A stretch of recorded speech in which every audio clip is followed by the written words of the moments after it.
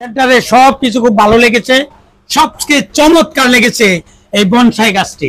আচ্ছা ভাই, আপনি বলবেন কি আপনাদের স্টলের এই বনসাই গাছটা আজকে এই মনে ডিসপ্লে করেছে, এটা দাম কত চাচ্ছেন? 5 লাখ টাকা দাম। আচ্ছা, 5 লাখ টাকা চাচ্ছেন। আপনারা আসলে দর্শক বা যারা এই বনসাইটা কেনার জন্য কেউ কেউ দাম বলেছে? বনসাই তো আপনার দামি গাছ, এগুলো তো সবাই কেনে না, জাস্ট জানার জন্য অনেকে জিজ্ঞেস করে, আর যারা কিনবে তারা অবশ্যই দাম বলে, কিন্তু এখন পর্যন্ত দাম বলে না। আপনাদের এখানে আপনাদের আরো কি অন্য আরো বনসাই আছে?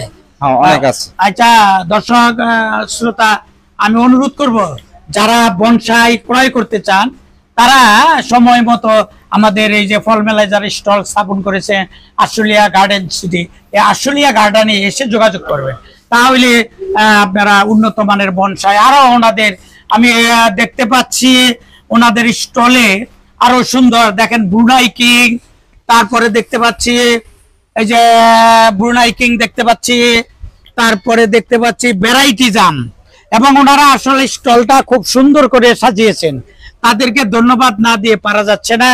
এই যে দর্শক, আপনারা ইচ্ছা করলে আমাদের জাতীয় ফল মেলা থেকে এই যে ব্রুনাই কিং আছে, অনেক জাতের আম, যারা যেমন এই আমটার নামটা হচ্ছে কি আমি পরিচয় করে দিচ্ছি, লাল আইবেরিয়াম।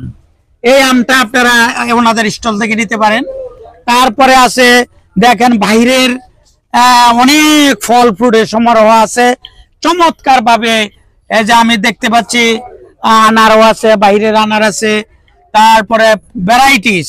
আর সবচেয়ে আকর্ষণীয় এই যে আশুলিয়া গার্ডেনের সেটা হচ্ছে গিয়ে আমি দেখতে পাচ্ছি লটকন, মনে হচ্ছে কলমের চারা লটকন, যারা ছাদে কিংবা বাসায় যে কোনো স্থানে আপনারা কলমের লটকনের চারা নিয়ে ছাদেও করতে পারেন। তারপরে আমি আরেকটা ফল দেখতে পাচ্ছি রামবুটান, ওনাদের রামবুটানও দেখতে পাচ্ছি।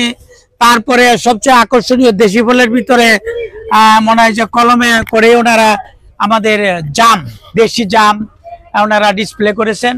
আপনারা ইচ্ছা করলে, আসলে আমরা তো এই দেশি ফল জাম হারিয়ে যাচ্ছে, তাহলে আমরা ইচ্ছা করলে ছাদেও আমরা কি করতে পারি, এই জামের চারা লাগাইতে পারি। যে জাম বিচি জাম আসলে কিন্তু ডায়াবেটিসের বেশ উপকার করে। দর্শকবৃন্দ, আপনারা আমাদের জাতীয় বৃক্ষ মেলায় আসুন এবং আপনাদের ইচ্ছা মতো অনেক স্টল, ভ্যারাইটি স্টল স্থাপন করে আপনাদের পছন্দের চারা কিনতে পারবেন। আপনাদেরকে ধন্যবাদ জানাচ্ছি।